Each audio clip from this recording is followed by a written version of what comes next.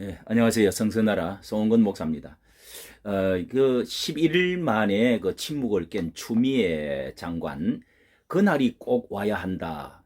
그날이 꼭 와야 된다 하는 그날은 과연 무엇을 뜻하느냐 하는 것을 좀 뭐 성경적으로 성선나라가 좀 생각을 해 보았습니다.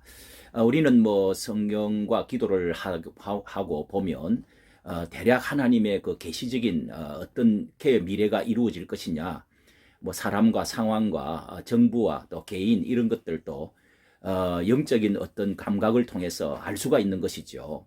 특히 성경은 우리에게 그런 모든 것들을 모델로 잘 가르쳐주는 계시의 말씀입니다. 이렇게 그 10일 만에 침묵을 깬 주미애 씨는 페이스북에 10일 만에 글을 다시 올렸는데 27일 밤 10시쯤에 그날이 쉽게 오지 않았음을 알아서도 또한 그날이 꼭 와야 한다는 것도 절실하게 깨달았다. 예. 과연 이 그날이라고 하는 말의 그 뜻이 뭐 흔히 그 용어와 또 그 언어 전술로 해가지고 계속 이런 그런 것이 이제 좌파 성향의 사람들은 많이 사용을 한다고 그러는데 여기도 그런 그 의미가 있는 것 같습니다. 여기에 이제 뭐 이렇게 추 장관이 페이스북에 올린 그 11일 전인 지난 16일 날에는 문재인 대통령에게 그 윤 총장의 그 정직 2개월 징계를 제청을 하고 문 대통령이 이를 이제 재가를 하지 않았습니까? 그렇게 법무부 장관에서 그러고 이제 물러나겠다는 의사를 이제 밝혔는데 그때도 뭐 페이스북에 정호성 시인의 뭐 산산조각이라는 제목의 시를 올려서 산산조각이 나더라도 공명정대한 세상을 향한 꿈이었다. 이렇게 이제 또 이렇게 올렸습니다. 이 11일간의 그 사이를 이렇게 그 살펴보았더니 말이죠.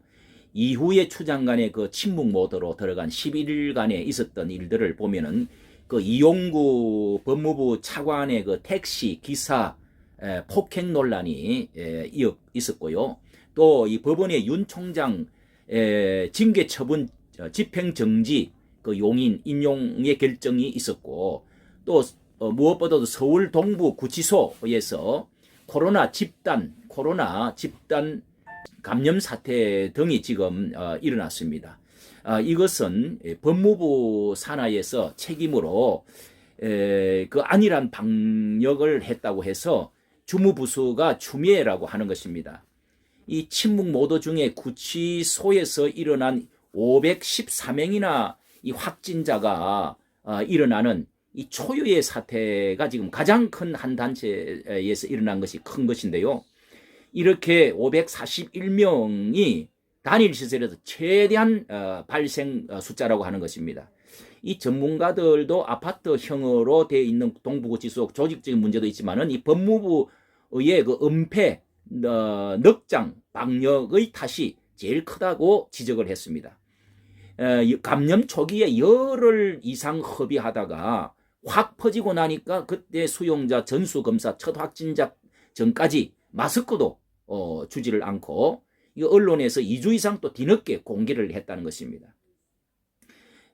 경정자는 이제 400명이 청송교도소 저 경부까지 또 다시 이송을 하는 이런 이제 난리를 하고 있고요.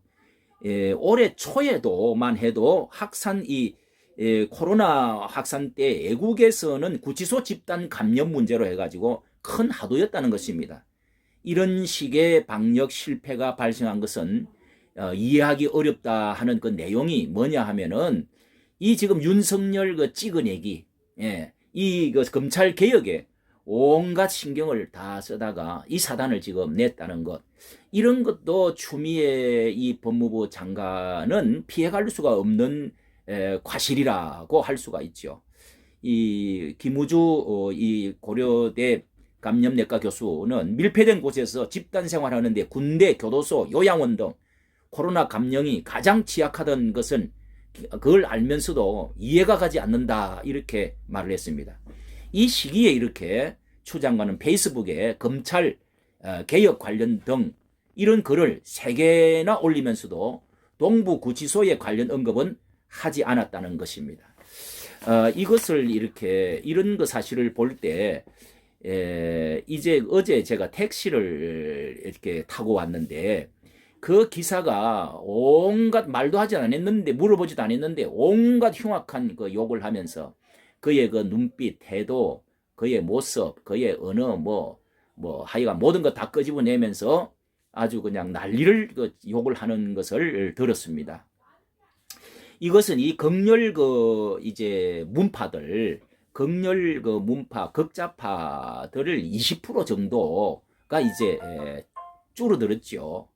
이 중도에서도 이제 많이 돌아서고, 이제 통계적으로도 벌써 70% 내지 80%가 이제는 이런 이제 검찰총장 문제 이런 것들을 반대하고, 뭐 지금 잘못 가고 잘못하고 있다고 하는데도 지금 이렇게 이제 계속 모드로 나가는 것은 첫째는 이 검찰 그 날이 뭐냐.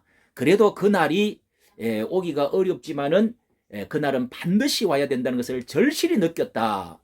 그 날이 도대체 무엇이냐? 첫째는 검찰 개혁의 날이겠죠. 검찰 이 조직이 와야 되는 그런 날을 윤석열을 파면시키는 이제 그런 날을 말하는 것이라고 뭐 대략 짐작을 하지요. 법무부 장관 말을 그저 진작 순종을 했으면 그렇게 고분고분 말을 들으셔야지 이렇게 어린애 꾸짖듯이 그 말을 했던 걸 보면은 참으로 참 기가 막히는 말이죠. 검찰을 무력화시키고 상권 분립을 이 무력화시켜 놔야 이것이 이제 그들이 나아가고자 하는 최대의 목표가 이 공수처를 만들어서 또 검찰도 이거 완전히 무력화시키 놓는 것은 그렇게 하려고 하는 것이 뭐 때문이겠습니까? 이거는 검찰의 그 개혁의 문제가 아니라 힘을 빼고 거기에 모든 그 에너지를 무력화시켜 버리려고 하는 것인데 이것이 바로 추미애의 이 정부가 나가고자 하는 목표가 인민 이제 연합 남북 간의 그 연대 연합을 하고자 하는 그런 사회주의 공산주의 그런 것으로 나아가고자 하는 목표에 있어서 가장 이 법적인 걸림이 되는 것이 바로 이 검찰이란 말이죠. 그래서 중국에는 공안부가 있고 이제 북한에는 이제 보위성이 있지 않습니까? 이런 이제 쪽으로 가야 이것을 나라를 마음대로 이제 이 민주적인 그 데모라든지 이런 것들을 수사를 하지를 못하고 이 법을 무력화시키려고 하는 그런데 이제 그날이 와야 된다 하는 것이 분명하고요.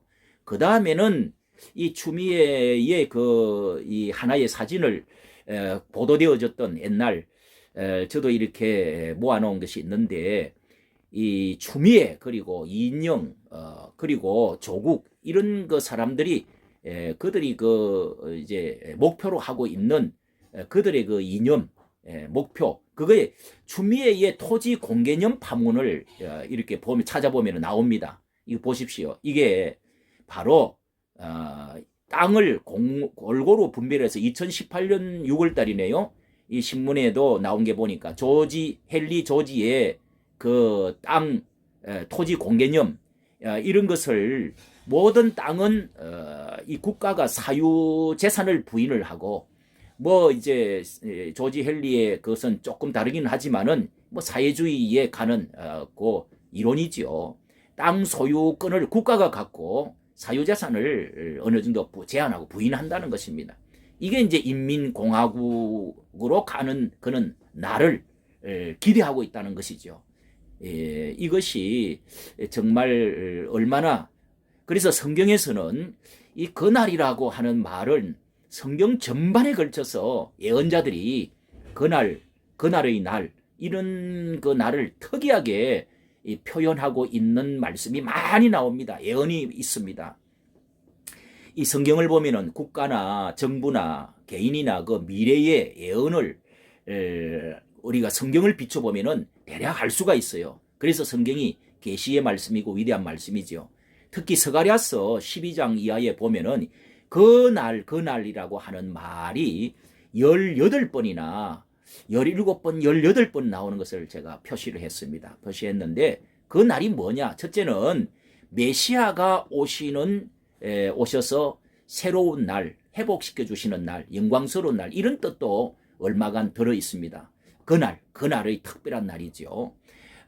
하나님께서 이런 이제 하나님의 백성들을 보호해 주시고 회복시켜 주시고 그렇게 이제 영광스럽게 해 주시는 그런 그 새로운 통치의 날도 의미가 있는데, 그러나 그것보다도 더욱 거의 다는 말씀은 심판의 날, 끝날, 종말의 날을 말씀하고 있습니다.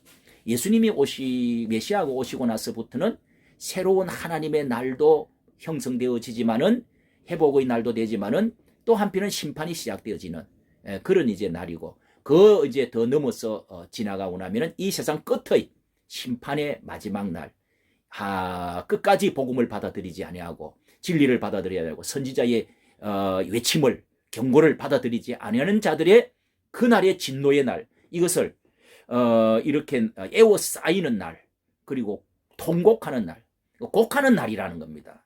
그리고 불에 던지우는 날, 빛이 없어지는 날, 약탈되어지고 그리고 포로가 되어지는 날, 이런 날이 바로 그 날이다. 그 날을 이렇게 말합니다. 과연 하나님께서 추미애의 이 그 행각, 이런 모든 그런 그 이념, 그런 목표, 그 날이 과연 어떤 날일까? 그 날을 꿈을 꾸는지 모르지만은 성경은 결코 하나님께서는 그 날이 어떤 날이 되어질지를 우리는 이 정도 되어지면 알 수가 있는 것이죠. 대표적인 구절이 바로 대표적인 구절이 바로 12장 8절, 12장 학개 서가랴 12장 8절을 제가 읽어드리 보겠습니다. 12장 8절 보니까요. 그날에 여호와가 예루살렘 거민을 보호하리니 그 중에 약한 자가 그날에는 다윗과 깼고 다윗의 족속은 하나님 같고 무리 앞에서 여호와의 사자 같을 것이라. 하나님의 이제 다윗의 자손을 보호해 주시는 날이 옵니다. 예루살렘을 치러 오는 열국을 그날에 내가 멸하기를 힘쓰리라 하시고, 그 다음에 이렇게 14장 이렇게 6절 7절에 보니까요. 14장 6절 7절에 이렇게 보니까 그날에는 빛이 없어질 것이다. 광명한 자들이 떠날 것이다. 여호와의 아시는 한 날, 그날은 낮도 아니고 밤도 아니라 어두워 갈 때에 빛이 있으리로다.